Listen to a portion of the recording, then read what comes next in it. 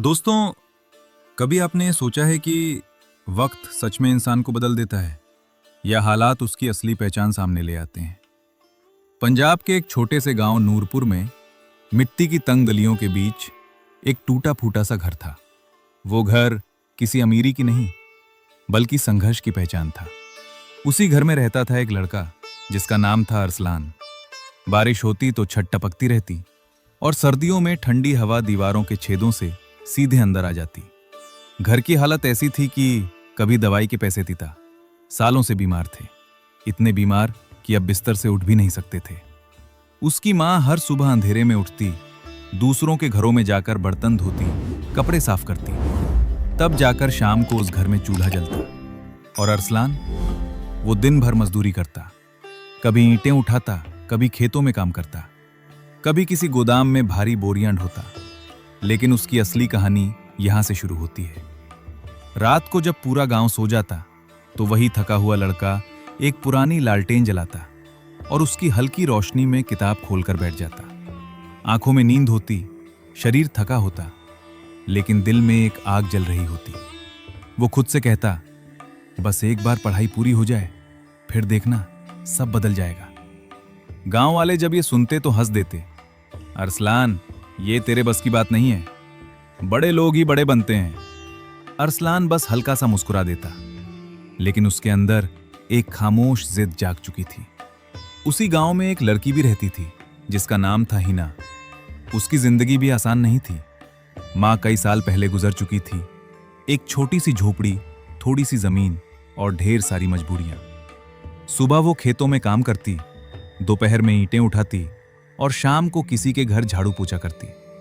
लेकिन अजीब बात यह थी कि इतनी मुश्किलों के बावजूद उसके चेहरे पर हमेशा एक सुकून रहता था, जैसे उसने दर्द के साथ जीना सीख लिया हो। अरसलान और हिना अक्सर गांव के एक पुराने पीपल के पेड़ के नीचे मिलते। न कोई बड़े वादे, न कोई बड़ी बातें, बस दो थके हुए लोग जो एक दूसरे के सामने बैठकर थोड़ा हल्का महसूस करते थे।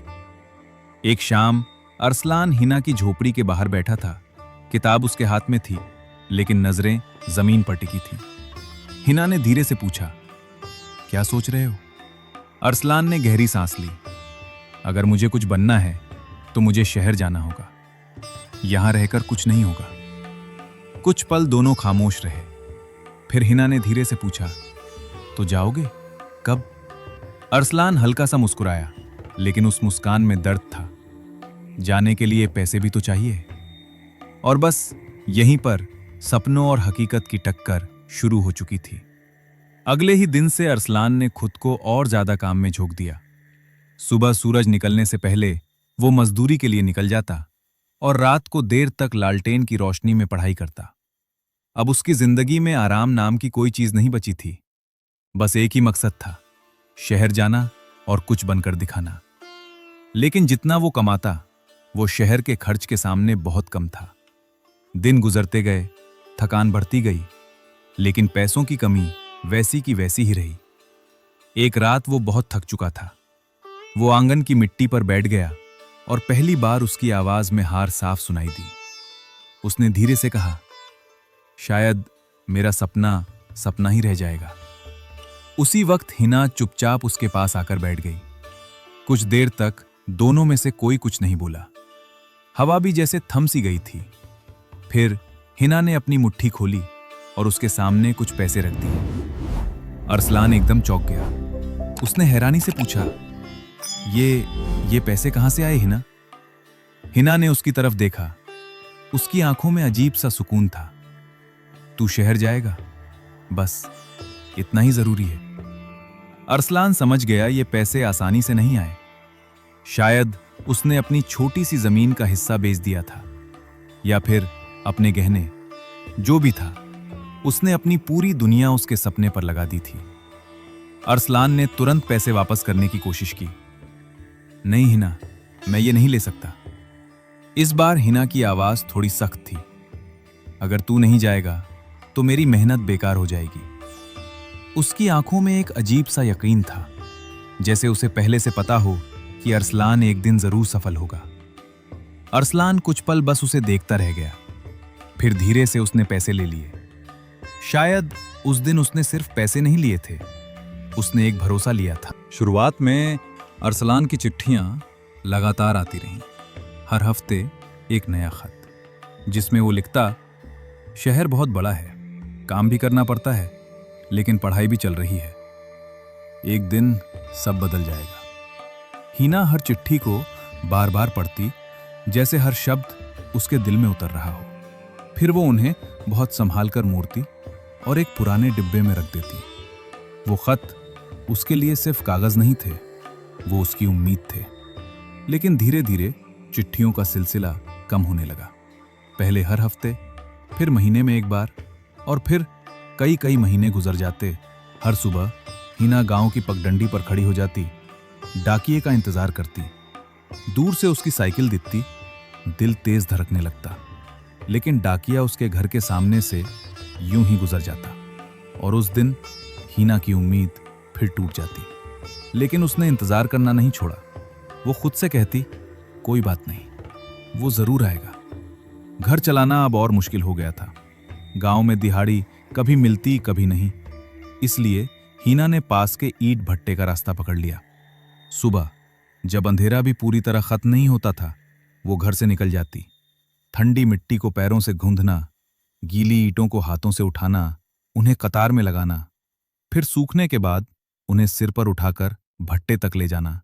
धूप सिर पर आग बरसाती, हाथों में छाले पड़ गए, पैरों में दर्द रहने लगा। लेकिन उसने काम नहीं छोड़ा। शाम को जब वो थकी हुई अपनी झोपड़ी में लौटती, तो सबसे पहले वो वही पुराना डिब्बा खोलती, चिट्ठियां निकालती और उन्हें धीरे धीरे पढ़ती, जैसे वो खुद को याद दिला रही हो कि उसका इंतजार अभी खत्म नहीं हुआ। एक दिन कई महीनों बाद डाकिया उसके दरवाजे पर रुका। हीना दौड़कर बाहर आई, आंखों में चमक थी। मेरा खत आया है। डाकिया थोड़ा झिझका, फिर धीमी आवाज में बोला, अब कोई खत नहीं आता तुम्हारे नाम। इतना कहकर वो आगे बढ़ गया। हीना वहीं खड़ी रह गई। उस दिन पहली बार उसे महसूस हुआ कि दूरी सिर्फ रास्तों में नहीं आती, कभी कभी दिलों में भी उतर जाती है। लेकिन फिर भी उसने इंतजार छोड़ना नहीं सीखा। अगली सुबह वो फिर उसी भट्टे पर पहुंची, जैसे जिंदगी ने उसे रुकने का मौका ही नहीं दिया। शहर में अरसलान की जिंदगी उतनी आसान नहीं थी जितनी वो चिट्ठियों में लिखता था। 4 लोगों के साथ एक तंग सा कमरा, जहां सांस लेना भी कभी कभी मुश्किल लगता। दिन में पढ़ाई और रात को छोटे मोटे काम, कभी होटल में बर्तन धोना, कभी सामान उठाना।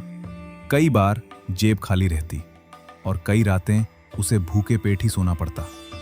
कभी कभी वो खुद से पूछता, क्या सच में सब ठीक होगा? लेकिन तभी उसे हीना की आवाज याद आती, तू बस पढ़, सब ठीक हो जाएगा। और बस वो फिर से किताब खोल लेता। धीरे धीरे उसकी मेहनत रंग लाने लगी। परीक्षाएं पास होने लगी, लोग उसे पहचानने लगे। रहने की जगह थोड़ी बेहतर हो गई, कपड़े थोड़े अच्छे हो गए। और फिर एक दिन वो वक्त आ ही गया जिसका उसने सालों तक इंतजार किया था। सुबह परिणाम आया। अरसलान एक बड़े सरकारी पद के लिए चुन लिया गया था। फोन बजने लगे, बधाइयों की लाइन लग गई। जो लोग कभी कहते थे इससे कुछ नहीं होगा, आज वही लोग कह रहे थे, हमें तो पहले से पता था। लेकिन उस रात जब अरसलान अपने कमरे में अकेला बैठा था, चारों तरफ सन्नाटा था। तभी अचानक उसे कुछ याद आया। मिट्टी की खुशबू, लालटेन की रोशनी और एक शांत चेहरा जो बिना कुछ मांगे हमेशा उसके साथ खड़ा था। हीना। वो अचानक बेचैन हो गया। उसने खुद से पूछा, मैंने आखिरी बार उसे कब लिखा था? लेकिन उसके पास कोई जवाब नहीं था। कुछ दिनों बाद उसे पोस्टिंग का आदेश मिला। उसने कागज खोला और कुछ पल के लिए बस देखता रह गया। उसकी नियुक्ति उसी जिले में हुई थी जहां उसका गांव था। दिल की धड़कन अचानक तेज हो गई। क्या यह सिर्फ एक संयोग था या किस्मत उसे उसके अधूरे रिश्ते की तरफ वापस बुला रही थी? जिले में पहुंचकर अरसलान ने देखा बहुत कुछ बदल चुका था। नई सड़कें बन गई थीं, कई कच्चे घर अब पक्के हो चुके थे।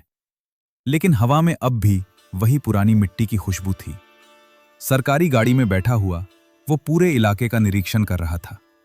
लेकिन सच कहें तो वो सिर्फ काम नहीं कर रहा था, वो किसी को ढूंढ रहा था। कभी खिड़की से बाहर देखता, कभी अचानक चुप हो जाता। आखिरकार उसने ड्राइवर से पूछा, यहां आसपास ईंट भट्टे कहाँ हैं? ड्राइवर ने तुरंत जवाब दिया, साहब आगे 2-3 बड़े भट्टे हैं, मजदूर वहीं काम करते हैं। अरसलान ने धीरे से कहा, वहीं चलो। गाड़ी ने मोड़ लिया। जैसे जैसे वो आगे बढ़ी, हथौड़ों की आवाजें, ईंटों की टकराहट और मजदूरों की पुकार सब साफ सुनाई देने लगा। हवा में राख और पसीने की मिलीजुली गंध थी। ड्राइवर ने गाड़ी रोकी। साहब बट्टा आ गया।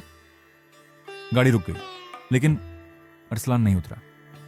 उसका हाथ दरवाजे के हैंडल पर था, लेकिन दिल जैसे अटक गया 4 साल से। जिस सवाल से वो बचता रहा था, आज वो उसके सामने खड़ा था। अगर वो मिल गई तो, और अगर नहीं मिली तो। उसने गहरी सांस ली और दरवाजा खोल दिया। वो धीरे धीरे आगे बढ़ा। उसकी नजर हर चेहरे पर जा रही थी। तभी उसकी नजर एक लड़की पर जाकर रुक गई। वो झुकी हुई थी, ईंटों का बोझ उठाकर नीचे रख रही थी। पसीने से भीगा चेहरा, हाथों में मिट्टी, उंगलियां फटी हुई। लेकिन वो चेहरा, अरसलान उसे कैसे भूल सकता था? वो हिना थी। उसका गला सूख गया। आवाज जैसे कहीं अटक गई। फिर बहुत मुश्किल से उसने धीरे से कहा, हिना। आवाज बहुत धीमी थी। शायद उसे खुद भी यकीन नहीं था कि वो बोल पाया है, लेकिन हिना रुक गई। धीरे धीरे मुड़ी। पहले उसने साफ कपड़ों में खड़े उस अधिकारी को देखा, फिर उसकी नजर उसके चेहरे पर गई और बस उसकी आंखें फैल गईं। दोनों कुछ पल तक बस एक दूसरे को देखते रहे, जैसे 4 साल का वक्त एक ही पल में सिमटाया हो। अरसलान धीरे धीरे आगे बढ़ा। तू यहां? हिना ने हल्की सी मुस्कान लाने की कोशिश की। काम करती हूं। अरसलान की नजर उसके हाथों पर गई। फटी हुई उंगलियां, सख्त हथेलियां। उसे याद आया, यही हाथ उसे पानी देते थे, यही हाथ उसे चिट्ठियां थमाते थे, और आज वही हाथ ईंटों का बोझ उठा रहे थे। उसके दिल में पछतावे की एक तेज लहर उठी। उसने धीमी आवाज में पूछा, तूने बताया क्यों नहीं? हिना ने नजरें झुका ली। क्या बताती? तू अपने काम में लगा था। अच्छा ही है। उसकी आवाज में कोई शिकायत नहीं थी, और शायद वही सबसे बड़ी शिकायत थी। आसपास खड़े मजदूर अब धीरे धीरे फुसफुसाने लगे थे। साहब किससे बात कर रहे हैं? लगता है जान पहचान की है। अरसलान को यह सब अच्छा नहीं लगा। उसने धीरे से कहा, चल थोड़ी देर बैठते हैं। हिना झिझकी। काम है। मालिक ने देख लिया तो? इस बार अरसलान की आवाज में एक अधिकारी की सख्ती थी। मैं बात करूंगा। दोनों भट्टे से थोड़ा दूर एक पेड़ की छाया में जाकर बैठ गए। हिना जमीन पर बैठ गई। उसके हाथ अब भी मिट्टी से भरे हुए थे। अरसलान खड़ा रहा, जैसे बैठने का हक उसने खो दिया हो। कुछ पल खामोशी छाई रही। फिर उसने धीरे से पूछा, तू ठीक है? हिना ने बस हल्का सा सिर हिला दिया। अरसलान के मन में सवालों का तूफान था। क्या वो अकेली है? क्या उसने शादी की? क्या उसने कभी मुझे कोसा? लेकिन वो कुछ भी पूछ नहीं पाया। उसे लगा यह हक वो खो चुका है। आखिर उसने धीमे से कहा, मैं वापस आ गया हूं। यहीं पोस्टिंग हुई है। हिना ने पहली बार सीधे उसकी आंखों में देखा। अच्छा है, तू सफल हो गया। मुझे पता था। उसकी आंखों में गर्व भी था और दूरी भी। अरसलान को लगा था वो नाराज होगी, लेकिन ये शांत स्वीकार। उसे कहीं ज्यादा चुप रहा था। कुछ देर बाद हिना उठने लगी। मुझे जाना होगा, काम बाकी है। तभी अचानक अरसलान बोल पड़ा, हिना चल मेरे साथ। वो रुक गई, धीरे से मुड़ी। कहाँ? अरसलान ने एक कदम आगे बढ़ाया। यहां से हमेशा के लिए। कुछ पल हिना बस उसे देखती रही। उसकी आंखों में सवाल थे, यादें थी, और कहीं गहराई में दबा हुआ दर्द। अरसलान ने फिर कहा, अब तुझे यहां नहीं रहना पड़ेगा। हिना ने बहुत धीरे से पूछा। इतने साल बाद याद आई मेरी। ये सवाल सीधा दिल पर लगा। अरसलान के पास कोई जवाब नहीं था। उसने नजरें झुका ली। गलती होगी मुझसे, बहुत बड़ी, काम में उलझा रहा, सोचता रहा एक दिन सब ठीक कर दूंगा, लेकिन समय निकल गया। हिना ने गहरी सांस ली, फिर बहुत शांत आवाज में बोली, समय ही तो सबसे बड़ी चीज होता है, जो चला जाए वो वापस नहीं आता। अरसलान ने धीरे से कहा, अगर समय वापस नहीं आता तो क्या हम आगे से उसे संभाल सकते हैं? हिना ने उसकी तरफ देखा।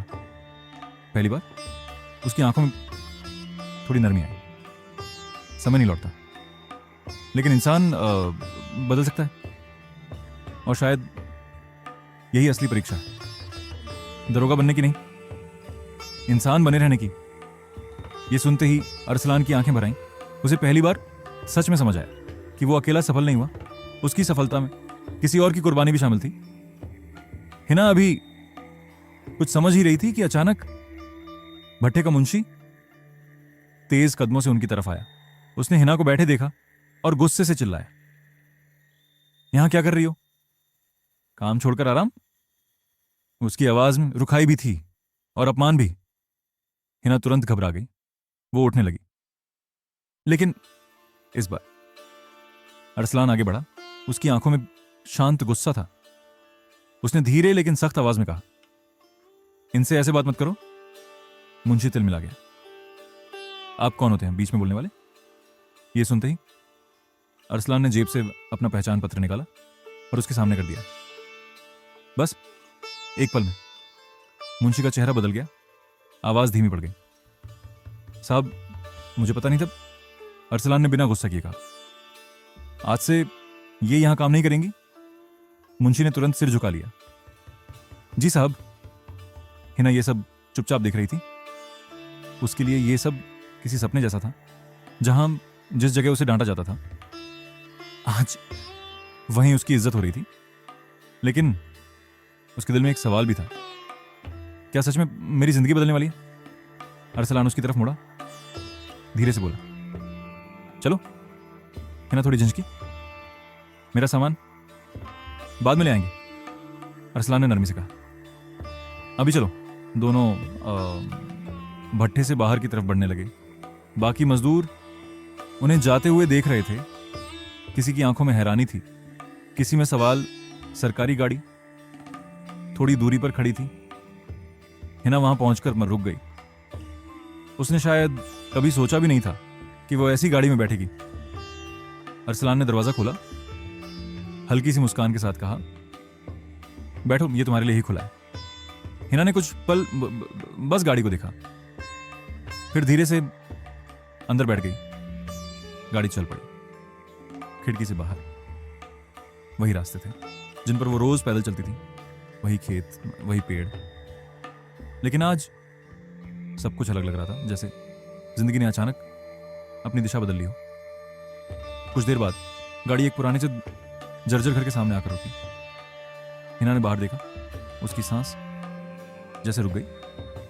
ये वही घर था जहां कभी अरसलान का बचपन बीता था। दीवारों का प्लास्टर झड़ चुका था, दरवाजा आधा टूटा हुआ। आंगन में झाड़ियां उगी हुई थी। हिना धीरे से गाड़ी से उतरी। घर को ऐसे देखने लगी जैसे कोई पुराना रिश्ता फिर से सामने आ गया। अरसलान उसके पास आकर खड़ा हुआ, धीमी आवाज में बोला, यहीं से सब शुरू हुआ था और यहीं से फिर शुरू करेंगे। ये सुनते ही हिना की आंखें भर आईं। शायद कई सालों बाद उसे पहली बार लगा कि उसका इंतजार अब सच में खत्म होने वाला है। लेकिन दिल के किसी कोने में एक डर अब भी था, कहीं ये सपना तो नहीं। हिना धीरे धीरे उस टूटे हुए घर के अंदर कदम रखती है। हर कदम के साथ पुरानी यादें वापस आने लगती। वो आंगन जहां कभी हंसी गूंजती थी, आज सिर्फ सन्नाटा था। दीवारों पर दरारें साफ दिखाई दे रही थीं। छत के कोनों से मिट्टी झड़ रही थी। हिना ने धीरे से हाथ बढ़ाकर एक दीवार को छुआ, जैसे वो सिर्फ ईंट नहीं बल्कि अपनी बीती हुई जिंदगी को छू रही हो। उसकी आंखों से आंसू चुपचाप बहने लगे। पीछे खड़ा अरसलान सब देख रहा था, लेकिन इस बार उसने उसे रोका नहीं, क्योंकि वो जानता था ये आंसू जरूरी है। कुछ देर बाद हिना ने खुद को संभाला और धीरे से पूछा, अब क्या? अरसलान थोड़ा आगे आया, उसकी आवाज में इस बार वादा था, अब इसे ठीक करेंगे, एक एक दीवार, एक एक कोना। हिना ने उसकी तरफ देखा, इतना आसान नहीं है, टूटे हुए घर और रिश्ते दोनों को जोड़ने में वक्त लगता है। अरसलान ने सिर हिलाया, मुझे पता है, इसलिए मैं भागूंगा नहीं अब, जब तक सब ठीक नहीं हो जाता। इतना सुनते ही हिना के दिल में थोड़ी सी उम्मीद जगी। अगले ही दिन काम शुरू हो गया, मजदूर बुलाए गए, टूटी दीवारें गिराई जाने लगी, पुरानी छत हटाई गई, आंगन साफ किया गया। हिना एक कोने में खड़ी सब देख रही थी, लेकिन इस बार वो सिर्फ देखने वाली नहीं थी, वो आगे बढ़ी और खुद भी काम में हाथ लगाने लगी। मिट्टी उठाना, ईंट पकड़ाना, पानी लाना। अरसलान ने उसे रोका, तुम्हें ये सब करने की जरूरत नहीं है। हिना हल्का सा मुस्कुराई, ये घर सिर्फ तुम्हारा नहीं है, मेरा भी है। ये सुनकर अरसलान कुछ पल चुप रह गया, फिर पहली बार उसके चेहरे पर सच्ची मुस्कान आई। दिन गुजरते गए, धीरे धीरे टूटा हुआ घर एक नए घर में बदलने लगा। दीवारें सीधी हो गई, छत मजबूत बन गई, आंगन में फिर से सफाई आ गई। लेकिन सबसे बड़ा बदलाव घर में नहीं, उन दोनों के बीच हो रहा था। अब वो पहले की तरह खामोश नहीं रहते थे, छोटी छोटी बातें धीरे धीरे फिर शुरू हो गई थीं। एक दिन शाम के वक्त दोनों आंगन में बैठे थे, सूरज ढल रहा था, हल्की हवा चल रही थी। हिना ने अचानक पूछा, अगर मैं उस दिन यहां नहीं मिलती तो? अरसलान ने उसकी तरफ देखा और बिना सोचे जवाब दिया, तो मैं जिंदगी भर अधूरा रहता। यह सुनकर हिना की आंखें झुक गईं, उसके चेहरे पर हल्की सी मुस्कान थी, लेकिन दिल में अभी एक आखिरी सवाल बाकी था, क्या यह सब सच में हमेशा रहेगा? शाम का वक्त था, आंगन में हल्की ठंडी हवा चल रही थी। नया बना घर अब पूरी तरह तैयार था, साफ दीवारें, मजबूत छत और बीच में वही आंगन जहां अब फिर से जिंदगी लौट आई थी। हिना चुपचाप खड़ी थी, उसकी नजरें घर पर नहीं बल्कि अरसलान पर थी, जैसे वो घर नहीं, उस इंसान को समझने की कोशिश कर रही हो जो सालों बाद फिर से उसकी जिंदगी में आया था। अरसलान धीरे धीरे उसकी तरफ बढ़ा, उसके कदमों में अब कोई हिचक नहीं थी, सिर्फ सच्चाई थी। वो हिना के सामने आकर रुका, कुछ पल दोनों चुप रहे, फिर अरसलान ने गहरी सांस ली और कहा, हिना, घर तो बन गया, लेकिन अगर तू साथ नहीं है तो ये सिर्फ दीवारें हैं। हिना की आंखें उसकी बात सुनकर हल्की सी भर आईं, लेकिन उसने खुद को संभाला और धीरे से पूछा, और अगर मैं फिर से टूट गई तो? यह सवाल सीधा दिल में उतर गया। अरसलान ने बिना देर की कहा, तो इस बार मैं भी तेरे साथ टूटूंगा और साथ मिलकर फिर से खुद को जोड़ेंगे। ये सुनते ही हिना की आंखों से आंसू बह निकले, लेकिन इस बार ये दर्द के नहीं, सुकून के आंसू थे। वो कुछ कदम आगे बढ़ी और धीरे से बोली, तुझे पता है मैंने कभी तेरा इंतजार करना बंद नहीं किया, बस उम्मीद छोड़ दी थी। अरसलान की आंखें भी भर आईं, और मैंने तुझे खोने के बाद ही समझा कि असली सफलता तू थी। कुछ पल दोनों बस एक दूसरे को देखते रहे, फिर हिना ने अपना हाथ आगे बढ़ाया, हल्की सी मुस्कान के साथ, एक आखिरी मौका है, इस बार देर मत करना।